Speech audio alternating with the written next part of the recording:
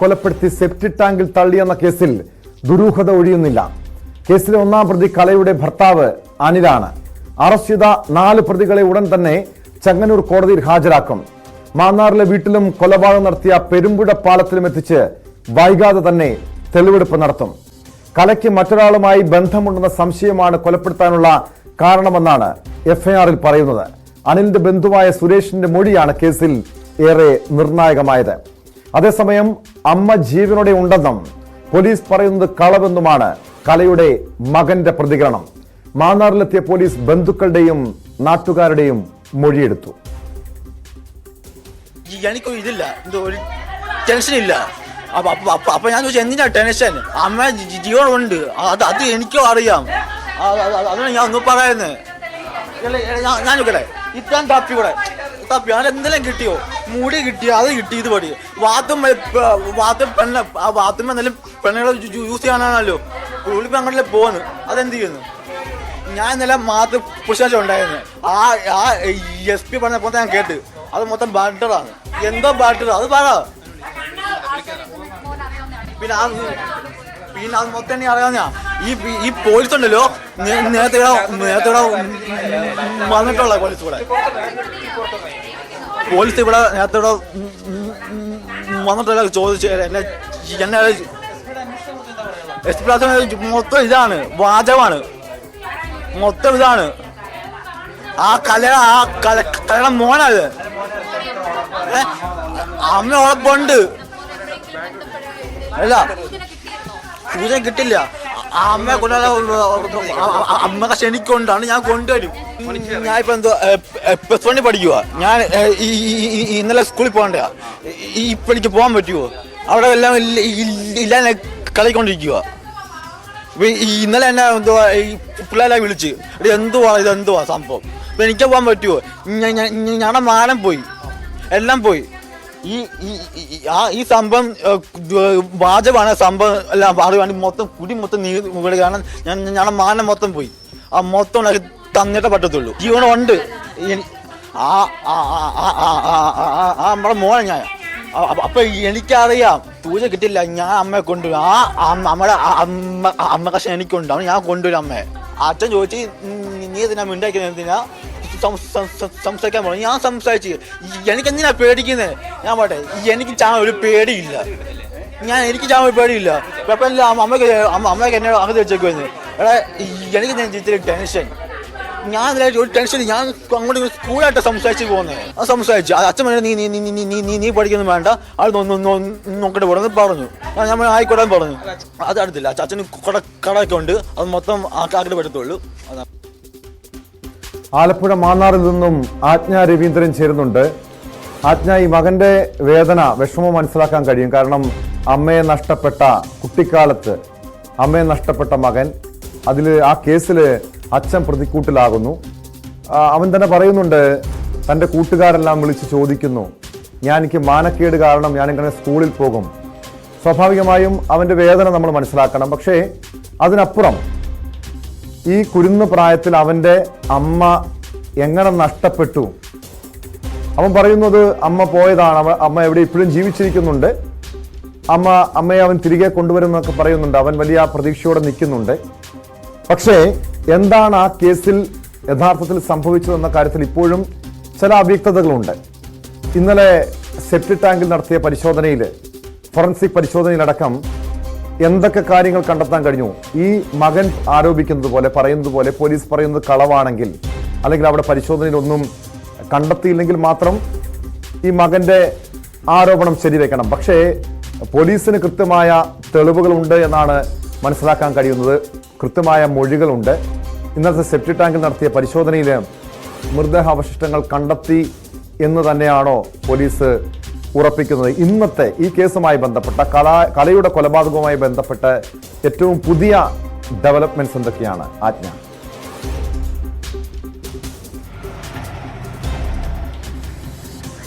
Tom, ഇതിനകത്ത് ഒരു സാധ്യതയുള്ളത് ഈ കണ്ടെത്തി എന്ന് പറയുന്ന അവശിഷ്ടങ്ങൾ കലയുടെ DNA യുമായി മാച്ച് ചെയ്യുന്നുണ്ടോ എന്നുള്ള കാര്യം മാത്രമേ, അതല്ലെങ്കിൽ കലയുമായി ബന്ധപ്പെട്ടിട്ടുള്ള ജൈവ സാങ്കേതികമായി എന്തെങ്കിലും മാച്ചുണ്ടോ എന്ന കാര്യം ഫോറൻസിക്കോ DNA വിദഗ്ധരോ വ്യക്തമാക്കാതെ ഈ കേസ് മുന്നോട്ട് പോകില്ല എന്നുള്ള കാര്യമാണ് ഇപ്പോൾ ഈ അവസ്ഥയിൽ ഈ നിലയിൽ നമുക്ക് വ്യക്തമാകുന്നത് എന്ന് വേണം പറയാൻ. കാരണം കലയുടെ മകൻ മാത്രമാണ് ഇത്തരത്തിലൊരു ആരോപണമായി മുന്നോട്ട് വരുന്നത്.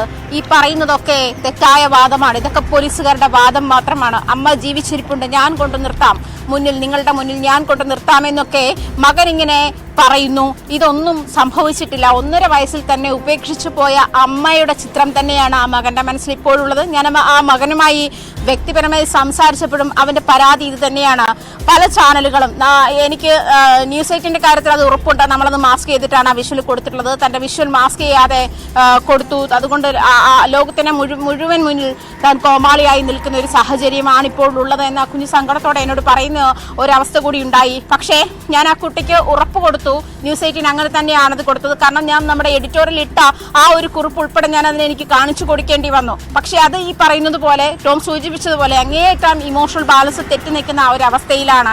പക്ഷേ ഈ അവസ്ഥയിലാണെങ്കിൽ പോലും ആ കുഞ്ഞു പറയുന്ന ഒരു കാര്യം, അതായത് സ്ത്രീകളുടെ വസ്ത്രത്തിന്റെ അവശിഷ്ടം കിട്ടിയെന്നാണ് പോലീസ് പറയുന്നത്. പാൻറ്റീസിന്റെ ഇലാസ്റ്റിക് പോലെ എന്തോ ഒരു സാധനം കിട്ടി എന്ന് പറയുമ്പോൾ ഇതിനകത്ത് നിന്നും അങ്ങനെയെങ്കിൽ 15 വർഷത്തെ അസ്ഥികൾ എവിടെ എന്നൊരു ചോദ്യം ബാക്കിയാവുന്നുണ്ട്. എല്ലിന്റെ കഷ്ണങ്ങൾ വല്ലതും കിട്ടിയോ? ഇതിനൊന്നും നമ്മൾ ചോദിക്കുന്ന ഒരു കാര്യത്തിനും പോലീസ് വ്യക്തമായ ഒരു ഉത്തരം നൽകുന്നില്ല. പല പോലീസ് സ്റ്റേഷനിലേക്ക് കയറാൻ ചെന്നപ്പോഴും മാധ്യമപ്രവർത്തകരോട് അങ്ങേയറ്റം ഇൻഡിഫറൻ്റായി പെരുമാറുന്ന ഒരു രീതിയാണോ സിഐയുടെ ഭാഗത്തു നിന്നും ഉണ്ടായത്? അതായത് നമ്മളെ കോമ്പൗണ്ടിലേക്ക് കയറ്റില്ല എന്ന് നിർബന്ധം പിടിച്ചതുപോലെയുണ്ട്. SP-യോട് നമുക്ക് ബൈറ്റ് ചോദിക്കാൻ സമ്മതിക്കുന്നില്ല. ഒരു തരത്തിലും പോലീസ് വിട്ടു പറയുന്നില്ല. അതല്ലെങ്കിൽ ഇതിന് നമുക്ക് എന്തൊക്കെയോ പോലീസിന് മറച്ചു വെക്കാനുള്ളത് പോലെയുള്ള ഒരു സാഹചര്യമായിരുന്നു ഇന്ന് എനിക്കുൾപ്പെടെയുള്ള മാധ്യമപ്രവർത്തകർക്ക് മാന്നാർ പോലീസ് സ്റ്റേഷനിൽ നിന്നും കാണാൻ കഴിഞ്ഞത്. എന്നിരുന്നാൽ പോലും ഇവിടെ ഉള്ള സാധ്യതയുള്ളത് 15 വർഷത്തിന് ശേഷം ഒരു കൊലപാതകം, അതും ഒരു ലൂസ് സ്ട്രോക്കിൽ നിന്നും ഇതിലെ പ്രതിയായ, അതായത് മൂന്നാമത്തെ പ്രതിയായ പ്രമോദിന്റെ ഭാര്യയോട് പ്രമോദ് പറയുന്നത് ഇങ്ങനെയാണ്. പ്രമോദ് മദ്യപിച്ച് ലക്കുകെട്ട് ഭാര്യയെ തല്ലുന്ന ശീലമുള്ള ആളാണ്. അത് സഹികെട്ട് ഭാര്യ 1-2 തവണ പരാതി കൊടുത്തിരുന്നു. അതിനിടയിൽ ഒരു ദിവസമാണ് പ്രമോദ് ഇങ്ങനെ പറയുന്നത്, കലയെ കൊന്നു സെപ്റ്റിക് ടാങ്കിൽ താഴ്ത്തിയതുപോലെ നിന്നെയും കൊന്നു തള്ളും എന്ന് പറഞ്ഞ ആ ലൂസ് സ്ട്രോക്കിന്റെ ഭാഗമായാണ് പ്രമോദിന്റെ ഭാര്യയാണ് അവരുടെ ബന്ധുവായ ഒരു പോലീസ് ഉദ്യോഗസ്ഥനോട് ഈ കാര്യം പറയുന്നതും അതിൽ നിന്നുമാണ് ഇങ്ങനെ ഒരു അന്വേഷണം തുടങ്ങുന്നതും. ആ 15 വർഷം മുൻപ് നഷ്ടപ്പെട്ട മിസ്സിംഗ് കേസുകളുടെ പരാതികളുടെ ലിസ്റ്റ് എടുക്കുമ്പോൾ ഈ പറയുന്ന അനിൽകുമാറിന്റെ അച്ഛനാണ് ഈ പോലീസ് സ്റ്റേഷനിൽ അങ്ങനെ ഒരു കേസ് കൊടുത്തിരിക്കുന്നത്. മിസ്സിംഗ് കേസ്, കല മിസ്സായ എന്നുള്ളൊരു കേസ് കൊടുത്തിരിക്കുന്നത്. അതും കല മിസ്സായി എന്ന് പറയുന്ന ദിവസം, അതായത് കല മിസ്സായി എന്ന് ആ നാട് മുഴുവൻ പ്രചരിച്ച ഒരു ദിവസം ആ പാലക്കാട് സ്വദേശിയായ സൂരജ് എന്ന് പറയുന്ന ഒരു ചെറുപ്പക്കാരനുമായി കല നാട് വിട്ടു പോയി എന്ന് പ്രചരിപ്പിച്ചിരുന്നു എന്നുള്ള കാര്യം വ്യക്തമാണ്. ഈ സൂരജ് എന്ന് പറയുന്ന വ്യക്തിയുണ്ടോ, അങ്ങനെ ഒരാള് ഒരു കെട്ടുകഥ മാത്രമാണോ എന്നുള്ള കാര്യവും ഇനിയും വ്യക്തമാക്കാനുണ്ട്.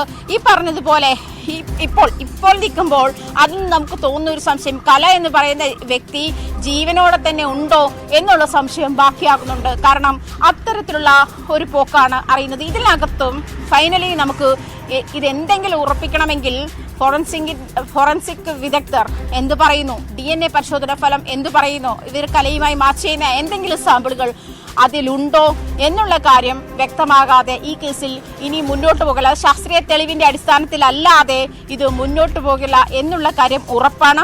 കാരണം നമ്മളുമായി സംസാരിക്കാൻ അവരുമായി ബന്ധപ്പെട്ട ഒരാളെയും പോലീസ് സൂചിപ്പിച്ചതുപോലെ ശാസ്ത്രീയ തെളിവുകൾ മാത്രമാണ് ഈ കേസിൽ പോലീസിനെ സംബന്ധിച്ച് തുമ്പുണ്ടാക്കുക. ഈ പ്രതികളെ ഇന്ന് തന്നെ ഇപ്പൊ കോടതിയിൽ ഹാജരാക്കാൻ, ചെങ്ങന്നൂർ കോടതിയിൽ ഹാജരാക്കാൻ അല്പസമയം മുമ്പ് കൊണ്ടുപോയിട്ടുണ്ട്. പോലീസിന്റെ അപേക്ഷ, ഈ പ്രതികളെ കസ്റ്റഡിയിൽ വേണമെന്നൊരു അപേക്ഷ പോലീസ് ഉന്നയിക്കുന്നുണ്ടോ? കാരണം ഈ മാന്നാറിലെ വീട്ടിലെത്തിച്ച് തെളിവെടുപ്പ് നടത്തണം, കൊലപാതകം നടത്തിയ പെരുമ്പുഴ പാലത്തിലെത്തിച്ച് തെളിവെടുപ്പ് നടത്തണം. അതുകൊണ്ട് തന്നെ സ്വാഭാവികമായും പോലീസ് പ്രതികളെ കസ്റ്റഡിയിൽ വാങ്ങാനുള്ള നീക്കം നടത്തും. അവിടെയും ഈ കലയുടെ ഭർത്താവ് അനിലിനെ കുറിച്ചുള്ള വിവരങ്ങളാണ്. അനിലിനെ ബന്ധപ്പെടാൻ, നിലവിൽ വിദേശത്താണ്, ഇസ്രായേലിലാണ്, ബന്ധപ്പെടാൻ കഴിഞ്ഞിട്ടുണ്ടോ? ഇയാളെ നാട്ടിലെത്തിക്കാനുള്ള ശ്രമങ്ങൾ എങ്ങനെയാണ് പുരോഗമിക്കുന്നത്?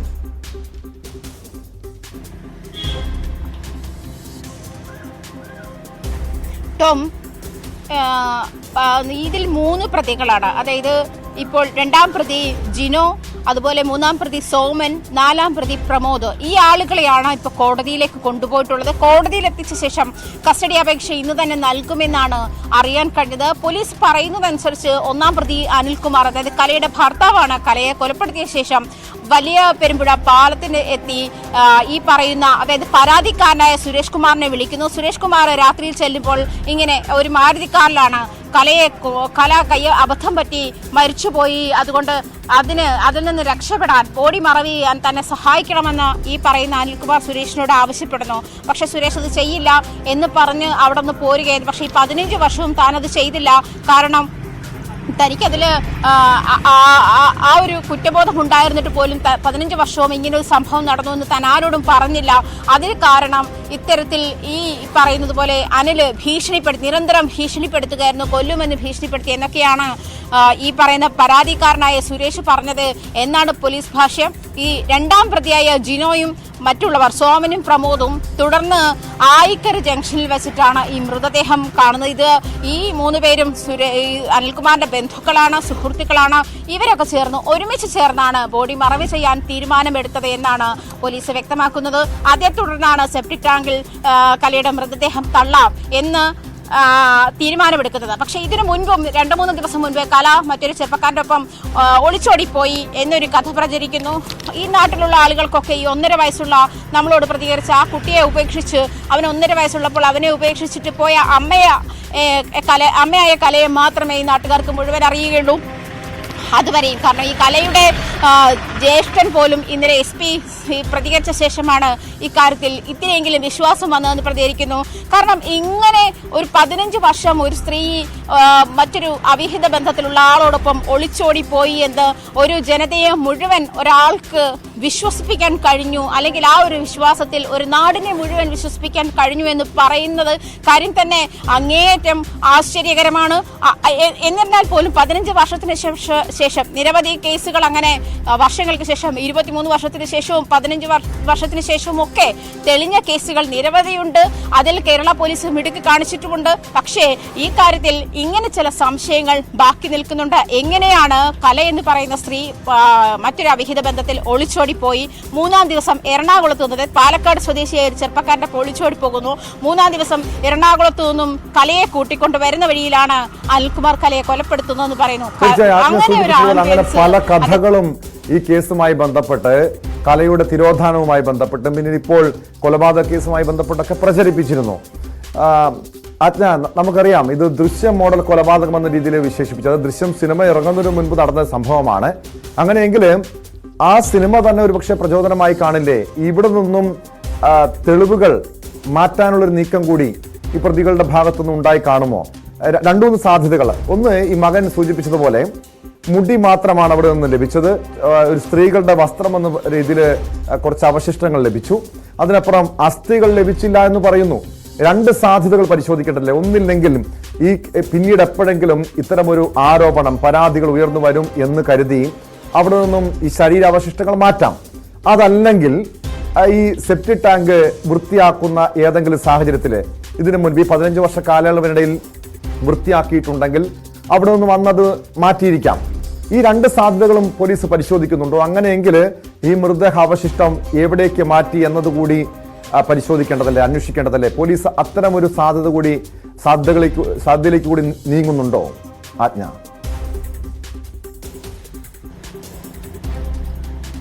തീർച്ചയായിട്ടും ടോം, കാരണം ടോം സൂചിപ്പിച്ച ഒരു കാര്യം ശരിയാണ്. പക്ഷെ ഇവിടെ റെനോവേറ്റ് ചെയ്തത് ആ വീട് മാത്രമാണ്. സെപ്റ്റിക് ടാങ്ക് റെനോവേറ്റ് ചെയ്തില്ല എന്നാണ് പോലീസ് പറയുന്നത്. 15 വർഷം മുൻപുള്ള അതേ സേഫ്റ്റി ടാങ്ക് തന്നെയാണ് ഇപ്പോൾ ഉള്ളതെന്നാണ് പോലീസ് അവകാശപ്പെടുന്നത്. അതേസമയം അതിനോട് ചേർന്ന് നിന്ന വീട് മുഴുവൻ പൊളിച്ച് പുതിയ വീട് പണിഞ്ഞിട്ടുണ്ട്. പണ്ടുണ്ടായിരുന്ന വീടല്ല, അതായത് ഈ കാലഘട്ടത്തിൽ 15 വർഷത്തിന് മുമ്പ് ഈ സംഭവം നടക്കുന്നു എന്ന് പറയുന്ന കാലഘട്ടത്തിൽ ഉണ്ടായിരുന്ന വീടല്ല അവിടെ ഇപ്പോൾ ഉള്ളത്. അപ്പോൾ അതിനുശേഷം ഈ സേഫ്റ്റി ടാങ്ക് പൊളിച്ചിട്ടില്ല, അതേ സേഫ്റ്റി ടാങ്ക് തന്നെയാണ് അവിടെ ഉള്ളത് എന്നാണ് പോലീസിന്റെ ഭാഷ്യം. അതിൽ നിന്നാണ് ഈ പറയുന്ന, അതായത് ഇന്നലെ ഇത് കണ്ടെത്തി, അതായത് സേഫ്റ്റി ടാങ്ക് പരിശോധിച്ച് ഇറങ്ങിയ ആൾ തന്നെ പറയുന്നു എന്തൊക്കെയോ കണ്ടെത്തിയിട്ടുണ്ട്. അയാൾ മുൻപും അത്തരം ചില കേസുകളിൽ പോലീസിനെ സഹായിച്ചിട്ടുള്ള ആളാണെന്ന് പറയുന്നു. പക്ഷെ അയാളും പറയുന്നു എന്തൊക്കെയോ കണ്ടെത്തിയിട്ടുണ്ട്. പോലീസ് പറയുന്നു ഇങ്ങനെ വസ്ത്രത്തിന്റെ അവശിഷ്ടം, അതുപോലെ തന്നെ മുടിയുടെ അംശം, പക്ഷേ പിന്നെ അതുപോലെ എന്തോ ഒരു ലോക്കറ്റ് അങ്ങനെ എന്തൊക്കെ സാധനങ്ങൾ കിട്ടിയിട്ടുണ്ട് എന്ന് പറയുന്നുണ്ട്. ഇതൊക്കെ കലയുടേതാണോ എന്ന് ഐഡന്റിഫൈ ചെയ്യണം. മുടിയുടെ അംശം എന്ന് പറയുന്ന ഈ വാഷ്റൂം ഉപയോഗിക്കുന്ന ആരുടെയും മുടി അതിനകത്ത് പോകാമെന്നുള്ളൊരു സാധ്യത ബാക്കിയുണ്ട്. കാരണം അത് പിന്നെ ഫ്ലഷ് ചെയ്ത് പോകുമ്പോൾ പോകാനുള്ള സാധ്യതയുണ്ട്. അത് ആരുടെ മുടിയുമാകാം. അത് തന്നെയാണ് ആ കുട്ടിയും ചോദിക്കുന്നത്. സ്ത്രീകളുടെ വസ്ത്രം എന്ന് പറയുമ്പോൾ സ്ത്രീകൾ ഉപയോഗിക്കുന്ന വാഷ്റൂമിൽ അങ്ങനെ സംഭവിക്കില്ലേ എന്ന് തന്നെയാണ് കലയുടെ മകനും നമ്മളോട് പ്രതികരിച്ചത്. അങ്ങനെയാണ്. അപ്പോൾ ഇതെല്ലാം തെളിയിക്കേണ്ട ഉത്തരവാദിത്തമാണ് പോലീസിന്റെ മുന്നിലുള്ളത്. ഈ പറഞ്ഞതുപോലെ കള്ളക്കഥയുണ്ടാക്കി ഇങ്ങനെ ഒരു സ്ത്രീ ഒളിച്ചുപോയി എന്ന് കള്ളക്കഥയുണ്ടാക്കി അത് അനിൽകുമാർ ഈ സ്ത്രീ പോയത് 2 മാസത്തിന് ശേഷം തന്നെ പുതിയ വിവാഹം കഴിക്കുന്നു. അതിൽ അനിൽകുമാറിന്റെ അവിഹിതമാണോ അതോ ഇവരുടെ അവിഹിതം മറച്ചു വെക്കാനാണോ അല്ലെ അങ്ങനത്തെ ഒരു സാഹചര്യം കൂടി ഉണ്ട് എന്ന് സാധ്യത കൂടി ഉണ്ട് എന്നാണ് പോലീസ് പക്ഷേ അത്തരം കാര്യങ്ങൾ കൂടി അന്വേഷിക്കപ്പെടേണ്ടതുണ്ട്. അന്വേഷിക്കും എന്ന് തന്നെയാണ് മനസ്സിലാക്കാൻ കഴിയുന്നത്. എന്തായാലും അനിൽകുമാർ ഇസ്രയേലിലാണുള്ളത്. ഈ കലയുമായി വിവാഹത്തിൽ ഏർപ്പെടുന്ന സമയത്ത് വിവാഹബന്ധം ഉണ്ടാകുന്ന സമയത്ത് അദ്ദേഹം അങ്കോളയിലായിരുന്നു. ഇവർ രണ്ടുപേരും പ്രണയിച്ച് വിവാഹം കഴിച്ചവരാണ്. 2 വ്യത്യസ്ത ജാതിയിലുള്ള ആളുകളാണ്. അനിൽകുമാറിന്റെ ഫാമിലിക്ക് കലയെ വിവാഹം കഴിച്ചതിൽ അങ്ങേയറ്റം ബുദ്ധിമുട്ടുകൾ ഉണ്ടായിരുന്നു. അവരുമായി ഇത് നിരന്തരം അവർ പ്രശ്നങ്ങൾ ഉണ്ടാക്കിക്കൊണ്ടിരുന്ന സാഹചര്യമുണ്ട്. അനിൽകുമാർ അങ്കോളയിൽ ജോലി ചെയ്യുന്ന സമയത്ത് കലയ്ക്ക് അവിഹിത ബന്ധങ്ങൾ ഒരുപാടാണ് എന്നുള്ള തരത്തിൽ അനിൽകുമാറിനെ പറഞ്ഞു വിശ്വസിച്ചിരുന്നു. അതിന്റെ മുൻവൈരാഗ്യം അനിൽകുമാറിനുണ്ട് എന്നുള്ള ഒരു വിലയിരുത്തലും പോലീസിന്റെ ഭാഗത്തുനിന്നും ഉണ്ടായിട്ടുണ്ട്. അതായിരിക്കാം ഒരുപക്ഷെ കൊലപാതകത്തിലേക്ക് നയിച്ചത് എന്നൊരു സാഹചര്യം കൂടിയാണ് ഇതിനകത്ത് ചെയ്യുന്നത്. എന്നിരുന്നാൽ പോലും ഈ പറയുന്ന നമുക്ക് ഈ കേസ് വ്യക്തമാകണമെങ്കിൽ പോലീസിന്റെ മുന്നിലുള്ള ഒരേ ഒരു സാധ്യത എന്ന് പറയുന്നത് ശാസ്ത്രീയ തെളിവാണ്. അതിനെന്ത് തെളിവ് കിട്ടി എന്നുള്ള കാര്യം പോലും വ്യക്തമായി പറയാൻ പോലീസ് തയ്യാറാകുന്നില്ല എന്നുള്ള കാര്യത്തിൽ സൂചിപ്പിച്ചതുപോലെ ശാസ്ത്രീയ തെളിവുകൾ മാത്രമായിരിക്കും ഈ കേസില് പോലീസിനെ സംബന്ധിച്ചുള്ള തുമ്പ്. കാരണം ഇപ്പോഴും പല അവ്യക്തതകളുമുണ്ട്, ദുരൂഹത ഒഴിഞ്ഞിട്ടില്ല. മകൻ അമ്മ ജീവിച്ചിരിക്കുന്നുണ്ട്, യാതൊരു തെളിവും അവിടെ നിന്ന് ലഭിച്ചിട്ടില്ല എന്ന ആരോപണവുമായി രംഗത്തെത്തിയിരിക്കുന്നു. പക്ഷേ ഈ കലയുടെ ഭർത്താവ് അനിൽകുമാറിനെ നാട്ടിലെത്തിച്ച് വിശദമായി ചോദ്യം ചെയ്താൽ ഈ കേസിന്റെ ചുരുളഴിയും എന്ന് തന്നെയാണ് പോലീസിന്റെ പ്രതീക്ഷ. സ്പോട്ട് ലൈവിനെ പരിശോധിക്കുന്നത് എറണാകുളം ആലുവയിലെ ഒരു ഹോട്ടലിലുണ്ടായ കൊലപാതക കേസാണ്. ഹോട്ടലിൽ വാക്ക് തർക്കത്തിനിടെയാണ് വയോധികനെ കുത്തിക്കൊലപ്പെടുത്തിയത്. പറവൂർ കവലയിലെ ഹോട്ടലിലായിരുന്നു സംഭവം. വാക്കുതർക്കമാണ് കൊലപാതകത്തിന് കാരണമെന്ന് പോലീസ് പറയുന്നു. ഏഴിക്കര സ്വദേശി ശ്രീനിവാസനെ പോലീസ് കസ്റ്റഡിയിലെടുത്തു. ഡാനി പോൾ ചേരുന്നു കൊച്ചിയിൽ നിന്നും വിവരങ്ങളുമായി. ഡാനി, ചെറിയൊരു വാക്കുതർക്കത്തിനിടെയുണ്ടായ കൊലപാതകമാണ്. അതിന്റെ കാരണം എന്താണ്? ഈ ഒരു വാക്കുതർക്കം ഉണ്ടാകാനുള്ള കാരണം എന്താണെന്ന് വ്യക്തമായിട്ടുണ്ടോ?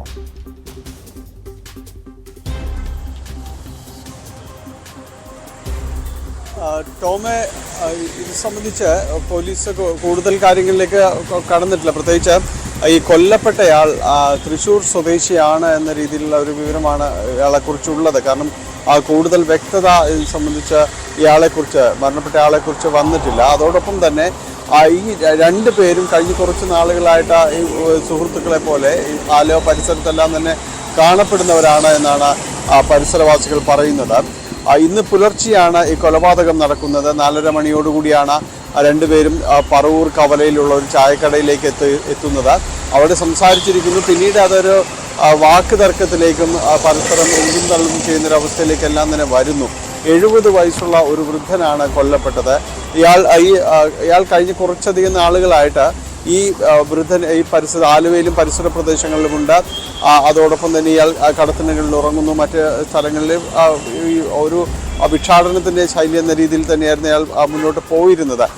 ഇവർ തമ്മിൽ കഴിഞ്ഞ ദിവസങ്ങളിലായിട്ട് രാത്രിയിൽ മദ്യപിക്കുന്നതും പതിവായിരുന്നുവെന്ന് ഇവരെ അറിയാവുന്ന പരിസരത്തുള്ളവർ പറയുന്നത്. കാരണം 2 പേരും ഒരുമിച്ച് പലപ്പോഴായിട്ട് കാണുന്നുണ്ട്. പക്ഷേ ഇന്നലെ ഈ ഒരു വിഷയത്തിലേക്ക്, കൊലപാതകത്തിലേക്ക് നയിച്ചത് എന്നതിനെ സംബന്ധിച്ച് വ്യക്തമായി പോലീസിനും പറഞ്ഞിട്ടില്ല. ഇവർ തമ്മിൽ ഏതെങ്കിലും രീതിയിലൊരു തർക്കം നിലനിന്നോ എന്താണ് യഥാർത്ഥ കാരണം എന്നത് സംബന്ധിച്ച കൃത്യതയിലേക്ക് എത്താനായിട്ട് സാധിച്ചിട്ടില്ല. എന്നാലും ഇയാളെ കസ്റ്റഡിയിൽ എടുത്ത് പോലീസ് ചോദ്യം ചെയ്തിട്ടുണ്ട്, അറസ്റ്റ് രേഖപ്പെടുത്തിയിട്ടുണ്ട്. ഈ വാക്ക് തർക്കത്തെ തുടർന്ന് ഇയാൾ പെട്ടെന്ന് അവിടെ ഉണ്ടായിരുന്ന ആ കടലിൽ നിന്നൊരു കത്രിക എടുത്ത ഈ വൃദ്ധനെ കുത്തുകയായിരുന്നു. മാരകമായി പരിക്ക് പറ്റിയതിനെ തുടർന്ന് ഇയാൾ സംഭവ സ്ഥലത്ത് വെച്ച് തന്നെ മരിച്ചു. പിന്നീട് അവിടെ നിന്ന് രക്ഷപ്പെടാൻ ശ്രമിച്ച ശ്രീനിവാസനെ ആ പരിസരത്തുള്ളവർ ചേർന്ന് തടഞ്ഞു വെക്കുകയായിരുന്നു. ഇയാൾ പറവൂർ സ്വദേശിയാണ് എന്നാണ് അറിയാൻ സാധിക്കുന്നത്. അയാളെ അവിടെ തടഞ്ഞു വെക്കുകയും പിന്നീട് പോലീസ് എത്തി ഇയാളെ കസ്റ്റഡിയിലെടുക്കുമായിരുന്നു. ആ മൃതദേഹം ആലുവയിൽ താലൂക്ക് ആശുപത്രി മോർച്ചറിലടക്കം മാറ്റിയിട്ടുണ്ട്. ഈ മരണപ്പെട്ട ആളുടെ വിശദാംശങ്ങൾ, അയാളുടെ എവിടെയാണ് വീട് എന്നത് സംബന്ധിച്ച് ബന്ധുക്കളെ കണ്ടെത്താനും വിവരങ്ങൾ അറിയാനുമുള്ളൊരു ശ്രമം പോലീസ് തുടങ്ങിയിട്ടുണ്ട്. ഇവർ തമ്മിൽ എന്തെങ്കിലും രീതിയിലുള്ള സാമ്പത്തിക ഇടപാടുകൾ ഉണ്ടായിരുന്നോ, ആ രീതിയിലുള്ള ഒരു തർക്കങ്ങൾ ഈ ദിവസങ്ങളിൽ ഉണ്ടായിരുന്നു എന്ന് പോലീസ് പരിശോധിക്കുന്നുണ്ട്. കാരണം കഴിഞ്ഞ കുറച്ച് ദിവസങ്ങളായി ഇവർ ഒരുമിച്ചുണ്ടായിരുന്നു. അപ്പോൾ എന്താണ് കാരണം? കൊല്ലപ്പെട്ട ആളെ സംബന്ധിച്ച് ഇപ്പോഴും ചില അവ്യക്തതകളുണ്ട് അല്ലെ ഡാനി? തൃശ്ശൂർ സ്വദേശിയാണെന്ന് പറയുന്നു. ഇവർ തമ്മിൽ മറ്റ് എന്തെങ്കിലും മുൻപരിചയം ഉണ്ടായിരുന്നോ? എങ്ങനെയാണ് ഇയാൾ ഈ ആലുവയിൽ എത്തിയത്? ഈ രണ്ടുപേരും ആലുവയിൽ എത്തിയത് ഒന്നിച്ചു വന്നതാണോ? ഇക്കാര്യങ്ങളിൽ എന്തെങ്കിലും ഒരു വ്യക്തത വന്നിട്ടുണ്ടോ പോലീസിന്റെ അന്വേഷണത്തിൽ?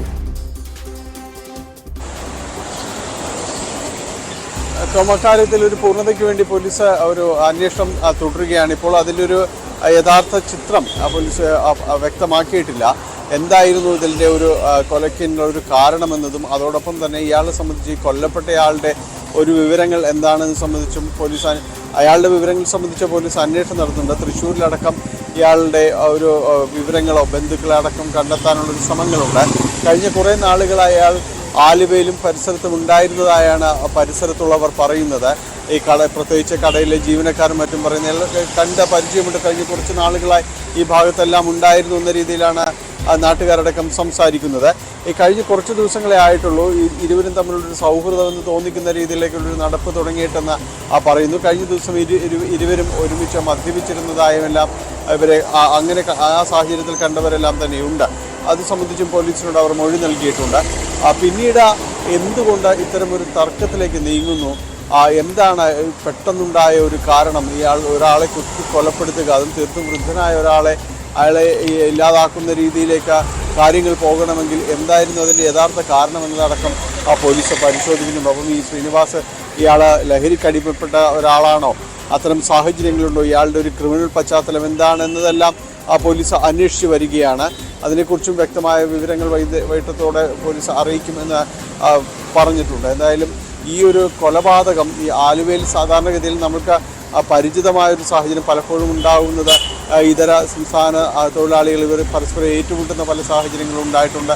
അവരുമായി ബന്ധപ്പെട്ട പല തർക്കങ്ങളും അങ്ങനെ അത്തരം കാര്യങ്ങൾ വരെയുണ്ട്. കഴിഞ്ഞ ദിവസം വരെയും തന്നെ ഒരു ഇതര സംസ്ഥാന തൊഴിലാളി 2 പേർ ഏറ്റുമുട്ടും, ഒരാൾ കൊല്ലപ്പെടുകയും ചെയ്യുന്ന സാഹചര്യങ്ങളെല്ലാം തന്നെയുണ്ട്. അപ്പോൾ ഇത്തരമൊരു ക്രിമിനൽ ബാക്ക്ഗ്രൗണ്ട് രീതിയിലേക്ക് പരിസരങ്ങൾ മാറുമ്പോൾ ഒരു ആളുകൾക്കുള്ളൊരു ആശങ്കകളുണ്ട്.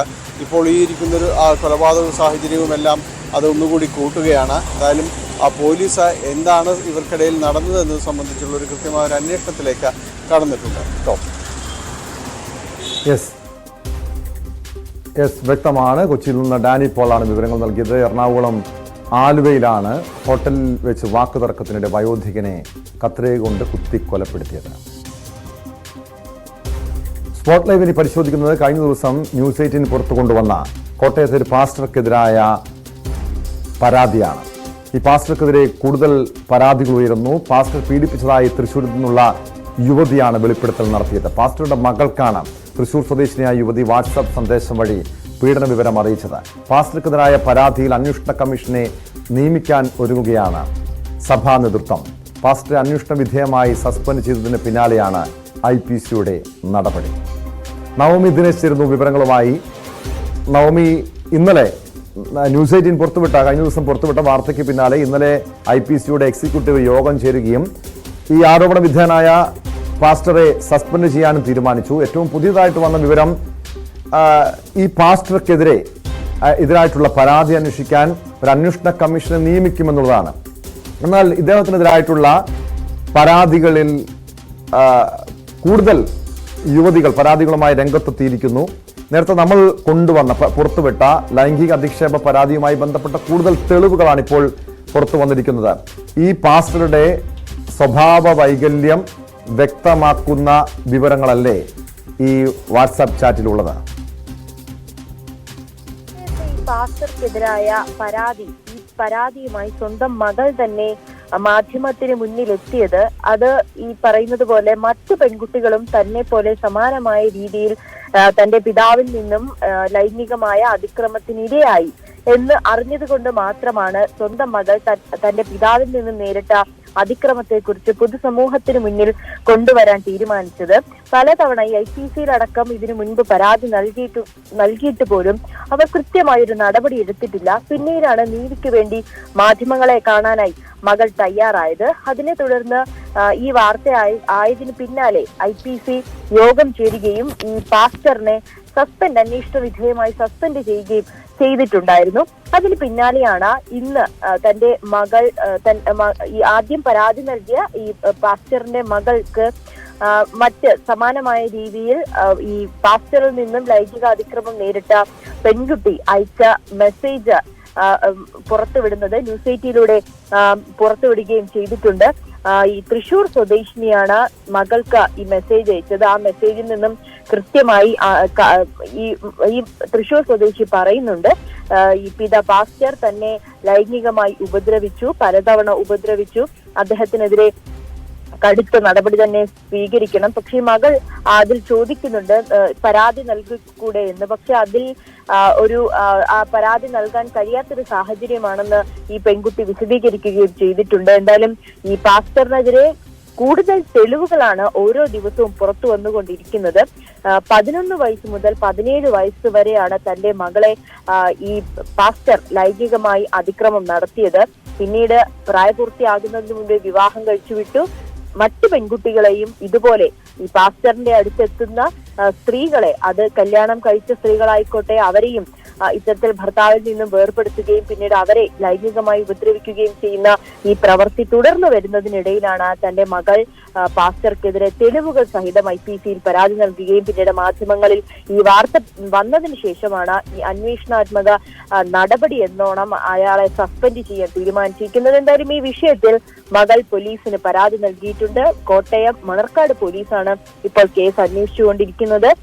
എന്തായാലും ഈ പാസ്റ്റർക്ക് നമ്മൾ ആദ്യം ഈ വാർത്ത പുറത്തു കൊണ്ടുവരുന്ന സമയത്ത് പോലും നമുക്കൊരു സംശയമുണ്ടായിരുന്നു. കാരണം ഉന്നതനായിട്ടുള്ള ഒരു വ്യക്തിയാണ്. നമുക്കറിയാം, നമ്മുടെ സമൂഹത്തിൽ നമ്മൾ റിപ്പോർട്ട് ചെയ്യുന്നതാണ് ഉന്നതനായ ആളുകൾക്കെതിരെ ഇത്തരത്തിലൊരു അതിക്രമത്തിന്റെ അല്ലെങ്കിൽ മറ്റേതെങ്കിലും വിധത്തിലുള്ള ഒരു പരാതി വന്നാൽ പലപ്പോഴും അത് നിയമം അയാൾക്ക് അനുകൂലമായിട്ടുള്ള ഒരു നിലപാടായിരിക്കും. ഇര എപ്പോഴും നീതി തേടി അലയുന്ന അത് തന്നെയാണ് നവമി സൂചിപ്പിച്ചതുപോലെ IPC-യുടെ സംസ്ഥാന, അതായത് സ്റ്റേറ്റ് കൗൺസിൽ അംഗം കൂടിയാണ് ഈ ആരോപണ വിധേയനായ പാസ്റ്റർ. അദ്ദേഹത്തെ ഇപ്പോൾ അന്വേഷണ വിധേയമായി സസ്പെൻഡ് ചെയ്തിട്ടുണ്ട്. മാത്രമല്ല, പലരും പരാതിയുമായി മുന്നോട്ട് വരാൻ ആദ്യം ഭയപ്പെട്ടത് ഈ യുവതിയുടെ ചാറ്റിൽ തന്നെ വ്യക്തമാണ്. പ്രാർത്ഥിച്ച്, അതായത് ഈ പാസ്റ്റർക്കെതിരെ ഏതെങ്കിലും പരാതിയുമായി മുന്നോട്ട് പോയാൽ തങ്ങൾക്കെതിരെ ഈ പാസ്റ്റർ പ്രാർത്ഥിച്ച് മറ്റ് ശിക്ഷാ നടപടികൾ ഉണ്ടാക്കുമോ, ദൈവകോപം ഉണ്ടാകുമോ എന്ന ഭയം പലർക്കും ഉണ്ടായിരുന്നു. പലപ്പോഴും ഈ ആത്മീയതയുടെ മറവിൽ ചൂഷണം ചെയ്യുന്ന പല ആളുകളും ഇങ്ങനെ ഒരു ഭീഷണി മുഴക്കാറുണ്ട്. ഇവിടെയും അത് തന്നെയാണ് സംഭവിച്ചതെന്നാണ് നമുക്ക് മനസ്സിലാക്കാൻ കഴിഞ്ഞത്. ആദ്യം ഈ മകൾ തന്നെ ഇക്കാര്യം ഉന്നയിച്ചിരുന്നു. ഇപ്പോൾ ഈ വാട്സാപ്പ് ചാറ്റിലൂടെ നമുക്ക് മനസ്സിലാക്കാൻ കഴിഞ്ഞതും യുവതിയും ഇത് ഭയപ്പെട്ടു വന്നു. അതായത് ഇയാൾ വലിയ സ്വാധീനമുള്ള വ്യക്തി എന്നതിനപ്പുറം ഒരു ആത്മീയ നേതാവാണ്. ഇങ്ങനെ എതിരായി ഒരു പരാതി കൊടുത്തു കഴിഞ്ഞാൽ ദൈവകോപം ഉണ്ടാകുമോ എന്നൊക്കെ ഭയമുണ്ടായിരുന്നുവെന്ന്. പക്ഷേ നമ്മൾ ന്യൂസ് 18 വാർത്ത പുറത്തുവിട്ടതിന് പിന്നാലെ IPC-യുടെ ഭാഗത്ത് നടപടി ഉണ്ടായിട്ടുണ്ട്. അതുകൊണ്ട് തന്നെ കൂടുതൽ യുവതികൾ ഇയാൾക്കെതിരെ പരാതിയുമായി രംഗത്തെത്താനുള്ള സാധ്യത കൂടി കാണേണ്ടതല്ലേ നവമി? സൂചിപ്പിച്ചത് തന്നെയാണ് കൃത്യമായ കാര്യം. ഈ പാസ്റ്റർ ഈ ഇത്തരത്തിൽ ഈ വിശ്വാസത്തിന്റെ പേരിൽ ഒരു ചൂഷണം നടത്തുകയാണ്.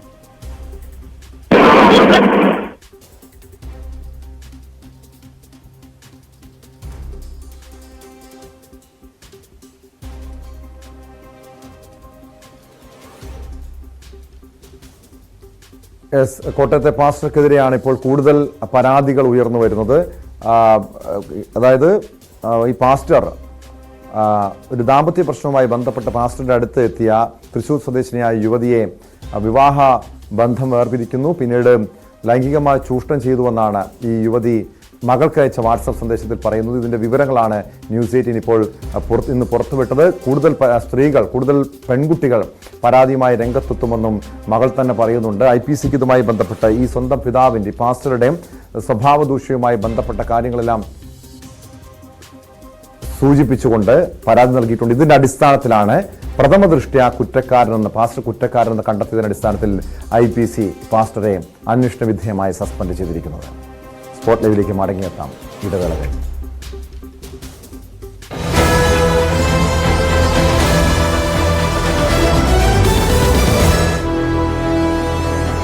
അവർക്ക് അവിഹിത ബന്ധമുള്ള ഒരു പാലക്കാട് സ്വദേശി സൂരജ് എന്നൊക്കെ ആ പേര് പറഞ്ഞിരുന്നു. അവരുമായി ഒളിച്ചോടിപ്പോയി എന്നായിരുന്നു ഈ അനിൽകുമാർ കലയുടെ കുടുംബത്തെ ബോധ്യപ്പെടുത്തിയിരുന്നത്. പക്ഷെ 2 മാസം കഴിഞ്ഞ് അയാൾ പുനർവിവാഹം കഴിക്കുകയും ചെയ്തു.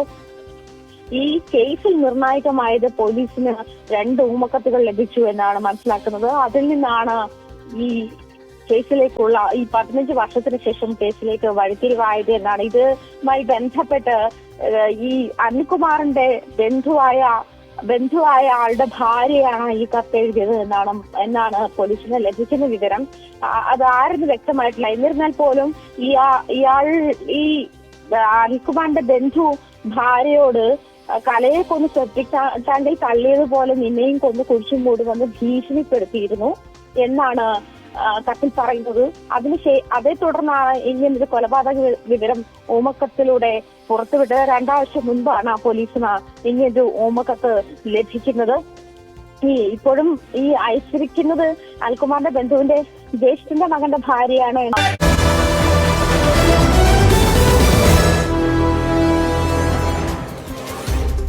സ്പോട്ട് ലൈവ് തുടരുന്നു. ചാലക്കുടിയിൽ സ്കൂൾ വിദ്യാർത്ഥിയെ ചുറ്റിക കൊണ്ട് തലക്കടിച്ച് പരിക്കേൽപ്പിച്ചു. ഇതിലൂടെ നടത്തുകയാണ് ചെയ്യേണ്ടത്. സ്പോട്ട് ലൈവിനെ പരിശോധിക്കുന്നത് കോഴിക്കോട് മേപ്പയൂരിൽ പോലീസിന് നേരെ മദ്യപ സംഘത്തിന്റെ ആക്രമണമുണ്ടായ ഒരു വാർത്തയാണ്. കയ്യേറ്റത്തിൽ 3 പോലീസുകാർക്ക് പരിക്കേറ്റു. SI ജയൻ, സിവിൽ പോലീസ് ഓഫീസർമാരായ അനിൽകുമാർ, ജിജു എന്നിവർക്കാണ് പരിക്കേറ്റത്. മേപ്പയൂർ കവലിനുണ്ടായ സംഘർഷം ഒഴിവാക്കാൻ ഇടപെട്ടപ്പോഴാണ് ആക്രമണം ഉണ്ടായത്. സബീർ, ഷിബു എന്നിവരാണ് ആക്രമിച്ചതെന്നും ഇവർ സ്ഥിരം കുറ്റവാളികളാണെന്നും പോലീസ് പ്രതികരിച്ചു. MS അനീഷ് കുമാർ ചേരുന്നുണ്ട് കോഴിക്കോട് നിന്ന് വിശദാംശങ്ങളുമായി. അനീഷ്, ഒരു സ്ഥിരം കുറ്റവാളികളായിട്ടുള്ള 2 പേർ പോലീസിന് നേരെ ആക്രമണം നടത്തുന്നു. ഇവർ സ്ഥിരം പ്രശ്നക്കാരാണ്, നാട്ടുകാർക്ക് തന്നെ തലവേദനയാണ് എന്ന് പോലീസ് തന്നെ പറയുന്നുണ്ട്. ഇവർക്കെതിരെ ഈ സംഭവത്തിന്റെ പശ്ചാത്തലത്തിൽ എന്ത് നടപടിയാണ് പോലീസ് സ്വീകരിച്ചത്?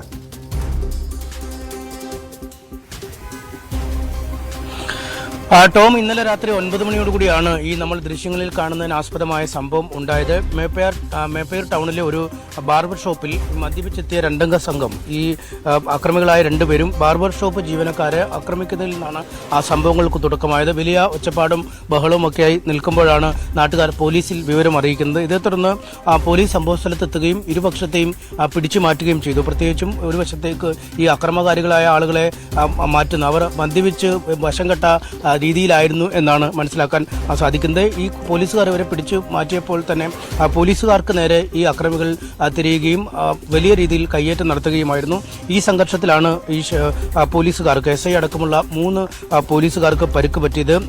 ഷബീർ, ഷിബു എന്നിങ്ങനെ 2 പേരായിരുന്നു ഈ അക്രമത്തിന് നേതൃത്വം നൽകിയത്. ഇവർക്കും ഈ പരസ്പരമുണ്ടായ ഈ സംഘർഷത്തിൽ പരിക്ക് പറ്റിയിട്ടുണ്ട്. Meppayur SI Jayan, senior civil police officer Anilkumar, CPO Siju OM എന്നിവർക്കാണ് പരിക്ക് പറ്റിയത്. ഇവർ ഉടൻ തന്നെ ആശുപത്രിയിൽ ചികിത്സ തേടുകയും ചെയ്തു. പച്ചാസ് എന്ന പേരിലാണ് ഈ സിബു എന്ന ഗുണ്ട അറിയപ്പെടുന്നത്. ഇയാൾ നിരന്തരം ഈ മേപ്പയൂരിലും സമീപപ്രദേശങ്ങളിലുമുള്ള ഇടങ്ങളിൽ സംഘർഷങ്ങൾ സൃഷ്ടിക്കുന്ന ഒരാളാണ്. ഒപ്പം വലിയ തോതിൽ മദ്യം, മയക്കുമരുന്ന് എന്നിവയ്ക്ക് അടിമയുമാണ്.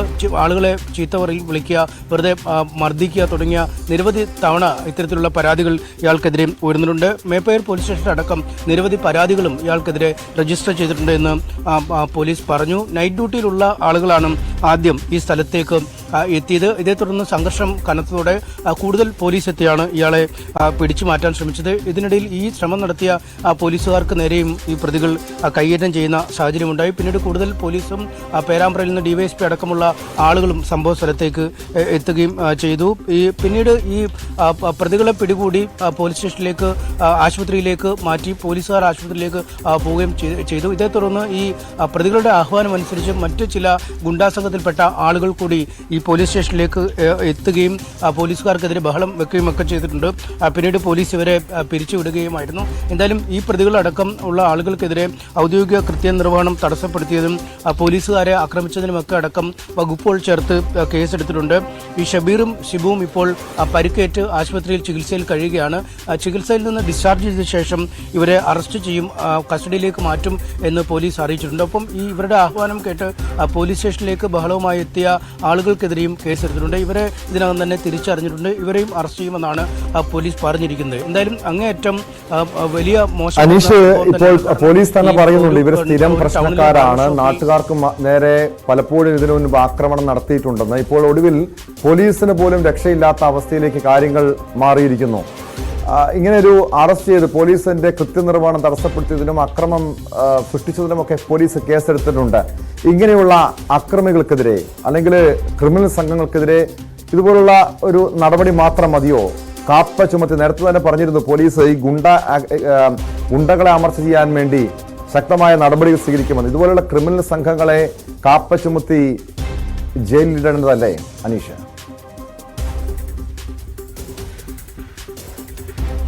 തീർച്ചയായും ഇവരെ ഈ കാപ്പ ചുമത്തി ജയിലിൽ അടയ്ക്കണം. പക്ഷെ നമുക്ക് പലപ്പോഴും അറിയാൻ കഴിയുന്നത് ഈ കാപ്പ ചുമത്തിയൊക്കെ ജയിലിലിട്ടാലും നിശ്ചിത കാലയളവ് കഴിയുമ്പോൾ ഇവർ വീണ്ടും ജയിലിൽ നിന്ന് ഇറങ്ങുന്ന ഒരു സാഹചര്യം നമ്മൾ നേരത്തെ കൊയിലാണ്ടിയിലും മറ്റുമൊക്കെ സമാനമായ സാഹചര്യം കണ്ട്. ഈ മദ്യലഹരിയിൽ അല്ലെങ്കിൽ മയക്കുമരുന്നിന്റെ ലഹരിയിൽ മദ്യത്തെക്കാൾ വലിയ ഭീകരമായ അവസ്ഥയാണ് ഈ മയക്കുമരുന്ന്. പ്രത്യേകിച്ചും രാസലഹരി പദാർത്ഥങ്ങളും മറ്റുമൊക്കെ ഉപയോഗിച്ചു കഴിഞ്ഞാൽ ഈ പോലീസുകാരാണോ മുന്നിൽ വരുന്നത്, മറ്റുള്ള ആളുകളാണോ അല്ലെങ്കിൽ അധികൃതരാണോ എന്നൊന്നും ഇവർ നോക്കാറില്ല. കാരണം ഇവർക്ക് മുന്നിൽ ആരും ഒരു പ്രശ്നക്കാരല്ല, അല്ലെങ്കിൽ ആരെയും കൂസാത്ത ഒരു പ്രകൃതമാണ് ഇവരുടെ ഭാഗത്തു നിന്നും ഉണ്ടാകുന്നത്. ഇന്നലെ തന്നെ പരിശോധിച്ചാൽ ടൗണിലെ ബാർബർ ഷോപ്പിൽ ആദ്യം എത്തുകയും ബാർബർ ഷോപ്പുകാരുമായി ഒന്നും രണ്ടും പറഞ്ഞ് ഒരു പെട്ടെന്ന് തന്നെ പ്രകോപനത്തിലേക്ക് അവർ നീങ്ങുകയും ഈ ജീവനക്കാരെ കയ്യേറ്റം ചെയ്യുന്ന രീതിയിലേക്ക് പോവുകയും ചെയ്യുന്നു. അവർ പിന്നീട് പോലീസുകാരെ വിളിക്കുന്നു. പോലീസ് വരുമ്പോൾ പോലീസുകാരെയും കയ്യേറ്റം ചെയ്യുന്ന അവസ്ഥയിലേക്ക്, ഇത്തരത്തിൽ പോലീസുകാരോട് ഏറ്റുമുട്ടുന്നതിന് അല്ലെങ്കിൽ പോലീസുകാരെ ആക്രമിക്കുന്നതിന് യാതൊരു മടിയുമില്ലാത്ത രീതിയിലേക്ക് ലഹരിയുടെ വലയത്തിലുള്ള സമയത്ത് ഇവർക്ക് പോകാൻ കഴിയുന്നു. ഒപ്പം ഇവർ രണ്ടുപേരെയും ഈ പരിക്ക് പറ്റി ആശുപത്രിയിൽ നീക്കഴിയുമ്പോൾ ഇവരുടെ ഈ കൂടെയുള്ള ആളുകൾ അല്ലെങ്കിൽ ഇവരുടെ അനുചരന്മാരായ ആളുകൾ വീണ്ടും അവർ പോലീസ് സ്റ്റേഷനിലേക്ക് ബഹളവുമായി വരുന്നു എന്നതാണ് ഏറെ ശ്രദ്ധേയമായ കാര്യം. എന്തായാലും ഇത്തരക്കാർക്കെതിരെ ശക്തമായ നടപടികൾ എടുക്കണമെന്ന് തന്നെയാണ് നാട്ടുകാർ ആവശ്യപ്പെടുന്നത്. പലപ്പോഴും ഈ സംഘം മേപ്പയൂരിലും സമീപ പ്രദേശങ്ങളുമൊക്കെ വലിയ തലവേദനയായി മാറുന്ന സാഹചര്യമുണ്ട്. എന്തായാലും നിലവിലെ സംഭവങ്ങളുടെ വെളിച്ചത്തിൽ നേരത്തെയും ഇവർക്കെതിരെ കേസുകൾ രജിസ്റ്റർ ചെയ്ത സാഹചര്യത്തിൽ കാപ്പ അടക്കം ചുമത്താനും അല്ലെങ്കിൽ ജില്ലയിൽ നിന്നും പുറത്തേക്ക് മാറ്റുന്നതിനുമൊക്കെ ഉള്ള നീക്കം പോലീസിന്റെ ഭാഗത്തുനിന്ന് ഉണ്ടാകുന്നുണ്ട്. എന്തായാലും നിലവിൽ ആശുപത്രിയിൽ ചികിത്സയിൽ കഴിയുന്ന ഇവരെ പോലീസ് കസ്റ്റഡിയിലേക്ക് വാങ്ങും. അതിനുശേഷമാവും ഒരുപക്ഷെ കൂടുതൽ വകുപ്പുകൾ അടക്കം ചുമത്തി ഇവർക്കെതിരെ കേസെടുക്കുന്ന അടക്കമുള്ള കാര്യങ്ങൾ പോലീസ് ആലോചിക്കുന്നു. പോലീസുകാർക്ക് മർദ്ദനമേറ്റ സാഹചര്യത്തിൽ അങ്ങേയറ്റം ഗൗരവമായി തന്നെ കാര്യങ്ങൾ പോലീസ് മുന്നോട്ട് കൊണ്ടുപോകുമെന്ന് നമുക്ക് കരുതാം. കേട്ടോ.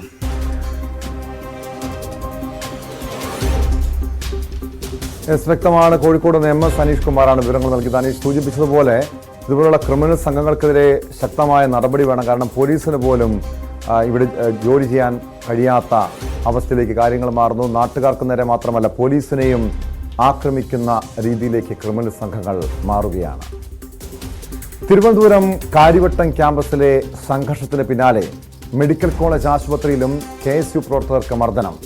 കാര്യവട്ടം ക്യാമ്പസിലെ സംഘർഷത്തിൽ പരിക്കേറ്റ് മെഡിക്കൽ കോളേജിൽ ചികിത്സ തേടിയ 3 പേരെയാണ് SFI പ്രവർത്തകർ മർദ്ദിച്ചത്. SFI പ്രവർത്തകർക്കെതിരെ കേസെടുക്കണമെന്നാവശ്യപ്പെട്ട് പ്രതിഷേധം ശക്തമാക്കുകയാണ് KSU. ഡാൻ കുര്യൻ ചേരുന്നുണ്ട് വിശദാംശങ്ങളുമായി. ഇന്നലെ രാത്രിയാണ് KSU പ്രവർത്തകരും SFI പ്രവർത്തകരും തമ്മിൽ സംഘർഷം, ക്യാമ്പസിനുള്ളിൽ സംഘർഷമുണ്ടായത്. ഇന്നലെ KSU പ്രവർത്തകർക്കൊപ്പം അർദ്ധരാത്രി പോലീസ് സ്റ്റേഷൻ ഉപരോധിച്ച MLA-മാരായ M. വിൻസെന്റ്, ചാണ്ടി ഉമ്മൻ എന്നിവർക്കെതിരെ പോലീസ് കേസെടുത്തിരിക്കുന്നു. അതായത് ഈ കുറ്റക്കാരായ അക്രമം നടത്തിയ SFI-ക്കാരെ സംരക്ഷിക്കുന്ന സമീപനമാണ് പോലീസ് സ്വീകരിക്കുന്നതെന്ന് KSU ആരോപണം ഉന്നയിക്കുന്നുണ്ട്. ഈ SFI പ്രവർത്തകർക്കെതിരെ കേസെടുക്കണമെന്നാവശ്യപ്പെട്ട് കൂടുതൽ പ്രതിഷേധം ശക്തമാക്കാനാണ് KSU-ന്റെ തീരുമാനം. ഇന്നലെ രാത്രിയിലാണ് കാര്യവട്ടം ക്യാമ്പസിൽ ഈ SFI KSU സംഘർഷമുണ്ടായത്. നിരവധി വിദ്യാർത്ഥികൾക്ക് പരിക്കേറ്റിരുന്നു. ഇതിൽ പരിക്കേറ്റ് ചികിത്സ തേടിയ മെഡിക്കൽ കോളേജ് ആശുപത്രി ചികിത്സ തേടിയ 3 KSU പ്രവർത്തകരെ SFI പ്രവർത്തകർ മർദ്ദിച്ചുവെന്നാണ് പറയുന്നത്. ഡാൻ കുര്യൻ ചേരുന്നുണ്ട് വിശദാംശങ്ങളുമായി. ഡാൻ, ഒരു ചെറിയ ഇടവേളയ്ക്ക് ശേഷമാണ് കാര്യവട്ടം ക്യാമ്പസ് വീണ്ടും ചോരക്കളമാകുന്നത്, വീണ്ടും വിദ്യാർത്ഥി സംഘർഷം ഉണ്ടാകുന്നത്. ഇപ്പോഴവിടുത്തെ സ്ഥിതി എന്താണ്? ഈ SFI പ്രവർത്തകർക്കെതിരെ പോലീസ് ഇതുവരെയും കേസെടുത്തിട്ടില്ല എന്ന ആക്ഷേപം ഉന്നയിക്കുന്നുണ്ട്.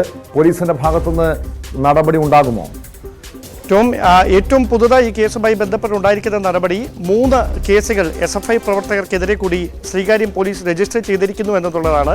അതോടൊപ്പമാണ് MLA-മാർക്കെതിരെ കൂടി കേസെടുത്തിരിക്കുന്നു എന്ന ശ്രദ്ധേയമായിട്ടുള്ള കാര്യമുണ്ടായിരിക്കുന്നത്. അതായത് ഭാരതീയ ശിക്ഷാ നിയമത്തിലെ 189, 121, 190, 191 വകുപ്പുകൾ ചുമത്തിക്കൊണ്ടാണ് M. വിൻസെന്റ്, ചാണ്ടി ഉമ്മൻ തുടങ്ങിയ MLA-മാർക്കെതിരെ കൂടി ശ്രീകാര്യം പോലീസ് കേസ് രജിസ്റ്റർ ചെയ്തിരിക്കുന്നത്. ഇന്നലെ വൈകിട്ട് തുടങ്ങിയ സംഘർഷ സാഹചര്യമാണ് കാര്യവട്ടം ക്യാമ്പസിൽ SFI KSU പ്രവർത്തകർ നേർക്കുനേർ ഏറ്റുമുട്ടുന്ന തരത്തിലേക്ക് കാര്യങ്ങൾ എത്തിച്ചത്. അതായത് തിരുവനന്തപുരത്തെ KSUവിൻ്റെ ജില്ലാ സെക്രട്ടറിയായ സാൻ ജോസിനെ SFI പ്രവർത്തകർ ഇടിമുറിയിലിട്ട് മർദ്ദിച്ചു എന്ന ആക്ഷേപം ഉന്നയിച്ചുകൊണ്ടാണ് KSU പ്രവർത്തകർ പ്രതിഷേധവുമായി രംഗത്തെത്തിയത്. തുടർന്ന് ശ്രീകാര്യം പോലീസ് സ്റ്റേഷൻ ഉപരോധിക്കുന്ന തരത്തിലേക്ക് ആ പ്രതിഷേധം നീളുകയായിരുന്നു. അതിന് പിന്തുണ പ്രഖ്യാപിച്ചുകൊണ്ട് MLA-മാരായ M. വിൻസെന്റും ചാണ്ടി ഉമ്മനും ശ്രീകാര്യത്തേക്ക് എത്തിയതാണ് ഈ സ്ഥിതി രൂക്ഷമാക്കിയത്. അതായത് തുടർന്ന് ഇത് പോലീസും പ്രവർത്തകരും തമ്മിലുള്ള വാക്കുതർക്കമായി മാറുകയായിരുന്നു.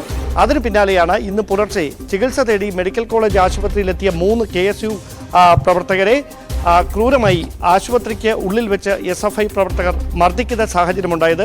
ഇതോടെയാണ് പ്രതിഷേധം കടുപ്പിക്കുന്ന തരത്തിലേക്ക് KSU നീങ്ങുന്ന ഒരു പശ്ചാത്തലം ഉണ്ടായിരിക്കുന്നത്. എന്തായാലും ഇതിൽ പ്രതിഷേധിച്ചുകൊണ്ട് അല്പസമയത്തിനകം തിരുവനന്തപുരത്ത് സെക്രട്ടേറിയറ്റിന് മുമ്പിലേക്ക് KSU തിരുവനന്തപുരം ജില്ലാ കമ്മിറ്റി ആഹ്വാനം ചെയ്തിരിക്കുന്ന പ്രതിഷേധ മാർച്ച് അല്പസമയത്തിനകത്ത് സെക്രട്ടേറിയറ്റ് കവാടത്തിലേക്ക് എത്തും. കനത്ത സുരക്ഷയാണ് സെക്രട്ടേറിയറ്റ് പരിസരത്ത് പോലീസ് ഒരുക്കിയിരിക്കുന്നത്. ടോം,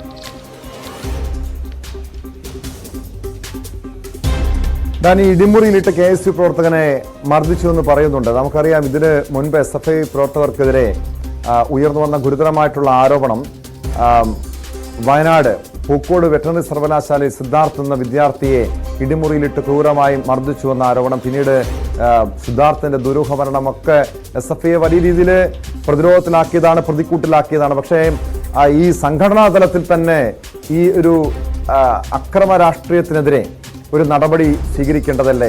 SFI നേതൃത്വം ഈ വിഷയത്തിൽ എന്താണ് വിശദീകരണം നൽകുന്നത്?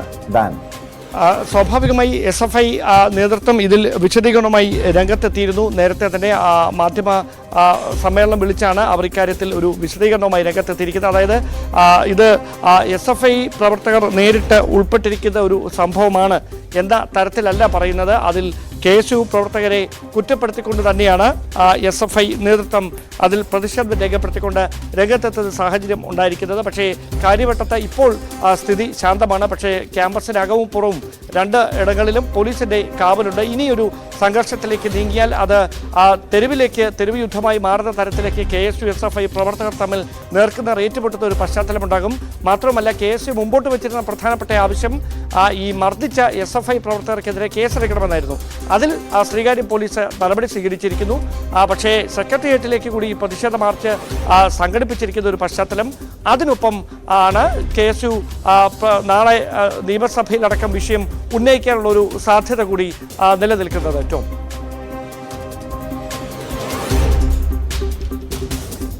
വ്യക്തമാണ്. ഡാൻ കുര്യനാണ് തിരുവനന്തപുരത്ത് നിന്ന് വിവരങ്ങൾ നൽകിയത്. ചെറിയൊരു ഇടവേളയ്ക്ക് ശേഷമാണ് കാര്യവട്ടം ക്യാമ്പസിൽ SFI KSU സംഘർഷമുണ്ടായത്. സംഭവത്തിൽ പോലീസ് 3 കേസുകൾ രജിസ്റ്റർ ചെയ്തിട്ടുണ്ട് SFI പ്രവർത്തകർക്കെതിരെയും. ഇതോടൊപ്പം ഈ പോലീസ് സ്റ്റേഷനിൽ ഉപരോധം നടത്തിയ ചാണ്ടി ഉമ്മൻ MLA ഉൾപ്പെടെയുള്ള നേതാക്കൾക്കെതിരെയും police കേസെടുത്തിരിക്കുകയാണ്.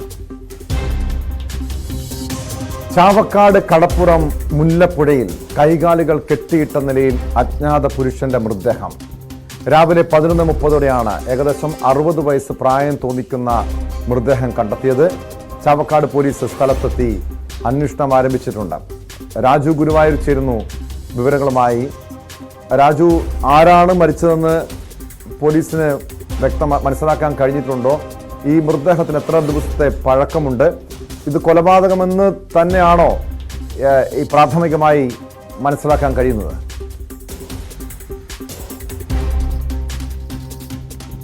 You are speaking with 11:30 ഏകദേശം 60 വയസ്സ് പ്രായം തോന്നിക്കുന്ന പുരുഷന്റെ മൃതദേഹം കണ്ടെത്തിയത്.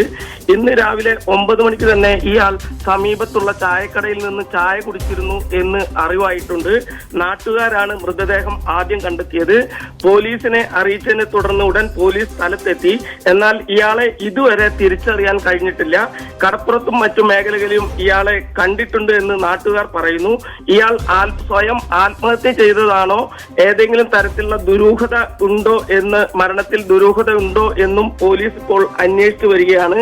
പ്ലാസ്റ്റിക് കയർ കൊണ്ട് സ്വയം കൈകാൽ കൂട്ടിക്കെട്ടിയ നിലയിൽ ഒരാൾക്ക് മരിക്കാൻ സാധിക്കുമോ എന്നുള്ള തരത്തിലുള്ള അഭ്യൂഹങ്ങളും നിലവിലുണ്ട്. ദുരൂഹത പുറത്തു കൊണ്ടുവരാനായി പോലീസ് ഇപ്പോൾ അന്വേഷണം ഊർജിതമാക്കിയിട്ടുണ്ട്. ടോം, രാജിത് എവിടെയുള്ള വ്യക്തിയാണ്, ആരാണ് കൊല്ലപ്പെട്ടത് എന്നത് സംബന്ധിച്ചുള്ള യാതൊരു വിവരങ്ങളും പോലീസ് ഇതുവരെ ലഭ്യമായിട്ടില്ല. പക്ഷേ ഈ സ്ഥലത്തിന്റെ ഒരു സ്വഭാവം എങ്ങനെയാണ്? ഒരു ഒറ്റപ്പെട്ട സ്ഥലമാണോ? അങ്ങനെ ആരെങ്കിലും കൊലപ്പെടുത്തിയ ശേഷം ഇങ്ങനെ ഉപേക്ഷിക്കാൻ പറ്റുന്ന രീതിയിൽ വലിയ ആൾതാമസമില്ലാത്തൊരു സ്ഥലമാണോ ഇത്? ഒരിക്കലുമല്ല. കാരണം തൊട്ടരികെ തന്നെ ഒരു 4 മണിക്കാറ്റ് എന്ന തരത്തിലുള്ള ഒരു പാർക്ക് ഉണ്ട് അവിടെ. അതുകൊണ്ട് മിക്കവാറും ആ ഭാഗങ്ങളിലൊക്കെ ആളുകൾ നിരന്തരം വന്നു പോകുന്ന സ്ഥലമാണ്. അതോടൊപ്പം തന്നെ ഈ മൃതദേഹം കഴിഞ്ഞ ദിവസം, ഒരു ദിവസത്തെ പഴക്കമാണ് ഇപ്പോൾ പോലീസ് പറയുന്നത്. അഥവാ മൃതദേഹം ഒഴുകിയെത്തിയതാണോ എന്നുള്ള തരത്തിലും സംശയങ്ങളുണ്ട്. എന്തായാലും പോലീസ് ഇപ്പോൾ അന്വേഷണം ആരംഭിച്ചിട്ടുണ്ട്. ഇതിൽ എന്തെങ്കിലും ദുരൂഹതയുണ്ടോ എന്നുള്ളത് മുഴുവനായി അറിയാനായിട്ട് പോലീസ് ഇപ്പോൾ ഇൻക്വസ്റ്റ് നടത്തിക്കൊണ്ടിരിക്കുന്നുണ്ട്. തുടർ നടപടികൾ നടത്തിക്കൊണ്ടിരിക്കുകയാണ്. ടോം,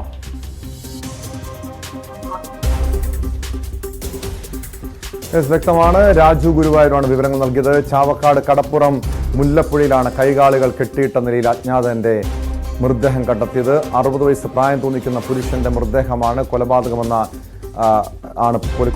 സംഭവം കൊലപാതകമെന്ന നിലയിൽ തന്നെയാണ് പോലീസിന്റെ അന്വേഷണം നീങ്ങുന്നത്. സ്പോട്ട് ലൈവ് പൂർണ്ണമാകുന്നു. നമസ്കാരം.